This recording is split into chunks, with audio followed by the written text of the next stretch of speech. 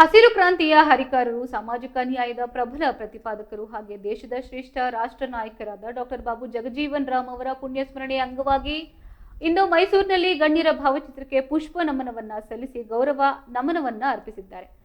ಮೈಸೂರು ಜಿಲ್ಲಾಧಿಕಾರಿಗಳಾದ ಲಕ್ಷ್ಮೀಕಾಂತ್ ರೆಡ್ಡಿ, ಕೃಷ್ಣರಾಜ ವಿಧಾನಸಭಾ ಕ್ಷೇತ್ರದ ಶಾಸಕರಾದ ಟಿಎಸ್ ಶ್ರೀವತ್ಸ, ವಿಧಾನ ಪರಿಷತ್ ಸದಸ್ಯರಾದ ಸಿಎಸ್ ಮಂಜೇಗೌಡ ಹಾಗೆ ವಿಧಾನ ಪರಿಷತ್ ಸದಸ್ಯರಾದ ಡಾಕ್ಟರ್ ಡಿ ತಿಮ್ಮಯ್ಯ ಅವರು ಜಂಟಿಯಾಗಿ ಮಾಜಿ ಉಪ ಪ್ರಧಾನಿ ಬಾಬು ಜಗಜೀವನ್ ರಾಮ್ ಅವರ ದೇಶ ಸೇವೆಯನ್ನ ಸ್ಮರಿಸಿದ್ದಾರೆ. ಇದೇ ಸಂದರ್ಭದಲ್ಲಿ ಮೈಸೂರು ಜಿಲ್ಲಾ ಪೊಲೀಸ್ ಅಧೀಕ್ಷಕರಾದ ಎಸ್ಪಿ ಶ್ರೀ ಮಲ್ಲಿಕಾರ್ಜುನ ಬಾಲದಂಡಿ ಅವರು ಹಾಗೆ ಡಾಕ್ಟರ್ ಬಾಬು ಜಗಜೀವನ್ ರಾಮ್ ಅವರು ಭಾವಚಿತ್ರಕ್ಕೆ ಪುಷ್ಪಾರ್ಚನೆಯನ್ನು ಮಾಡಿ ಗೌರವವನ್ನು ಸಲ್ಲಿಸಿದ್ದಾರೆ.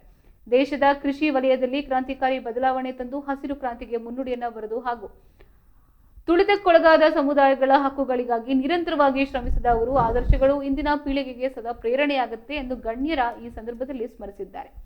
ಕಾರ್ಯಕ್ರಮದಲ್ಲಿ ಜಿಲ್ಲಾ ಮಟ್ಟದ ವಿವಿಧ ಇಲಾಖೆಗಳು, ಅಧಿಕಾರಿಗಳು ಹಾಗೆ ಪ್ರಮುಖರು ಉಪಸ್ಥಿತರಿದ್ದರು.